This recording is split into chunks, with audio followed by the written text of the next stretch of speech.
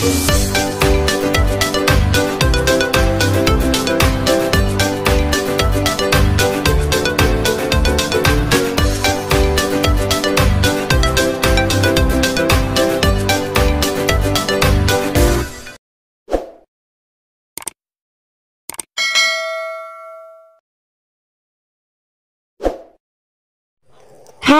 Assalamualaikum adik-adik kelas 4.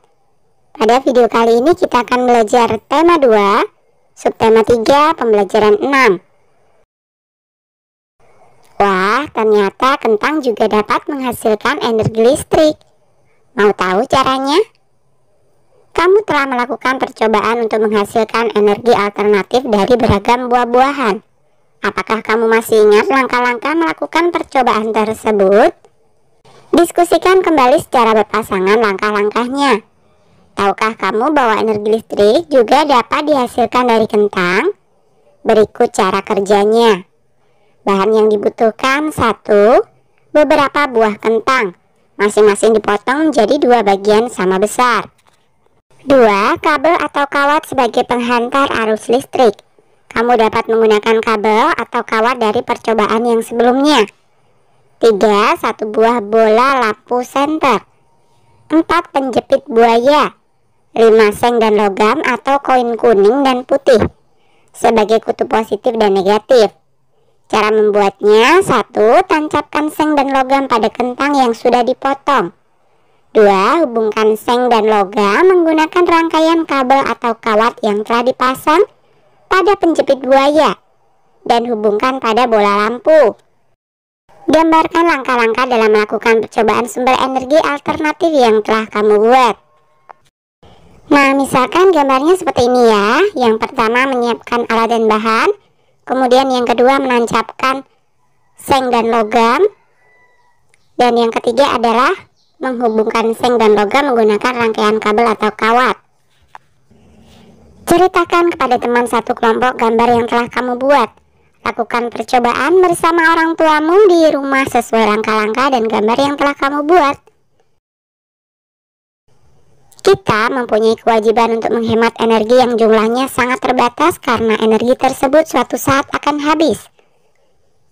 Selain menghemat, kita juga mempunyai kewajiban untuk terus-menerus mencari cara untuk menciptakan energi alternatif agar kebutuhan akan energi tetap dapat terpenuhi. Diskusikan secara berpasangan. Mengapa kita perlu mengembangkan energi alternatif? Kita perlu mengembangkan energi alternatif yang ada di bumi untuk menghemat pasokan energi utama yang mulai menipis. Minyak bumi adalah sumber energi utama yang ada di bumi ini, yang pasokannya mulai menipis karena makhluk hidup di bumi sering menggunakan minyak bumi sebagai sumber energi utama. Apa manfaat energi alternatif bagi kehidupan?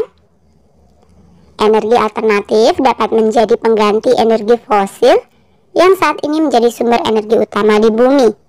Manfaat energi alternatif dinilai lebih ramah terhadap lingkungan dan mampu mencegah kerusakan lingkungan.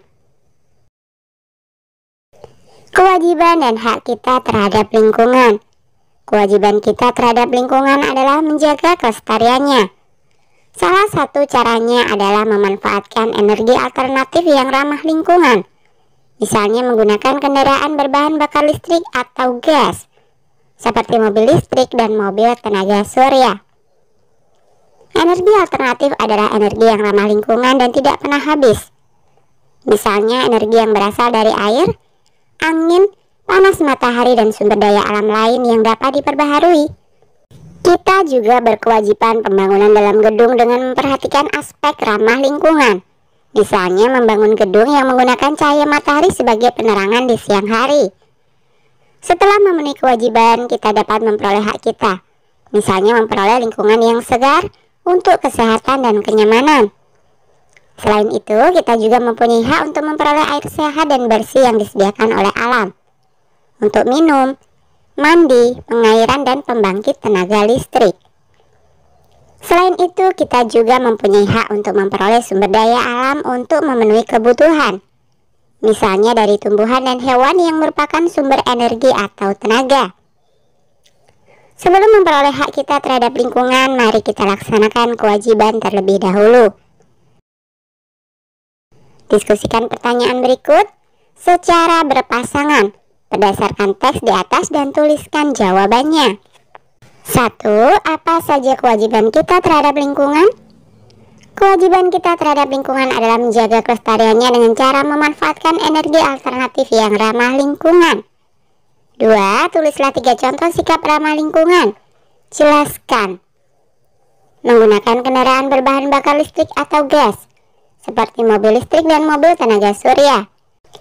Dengan menggunakan kendaraan berbahan gas atau listrik berarti menghemat bahan bakar minyak. Membangun gedung yang menggunakan cahaya matahari sebagai penerangan di siang hari. Dengan membangun gedung yang menggunakan sinar matahari sebagai sumber penerangan berarti menghemat energi listrik. Menggunakan biogas untuk memasak, karena dengan menggunakan biogas kita akan menghemat bahan bakar minyak. 3. Mengapa penggunaan energi alternatif merupakan salah satu bagian dari tanggung jawab kita? Jelaskan. Penggunaan energi alternatif menjadi tanggung jawab kita karena dengan menggunakan energi alternatif berarti kita menyediakan energi untuk generasi mendatang. Apabila energi digunakan terus-menerus, maka akan habis. 4.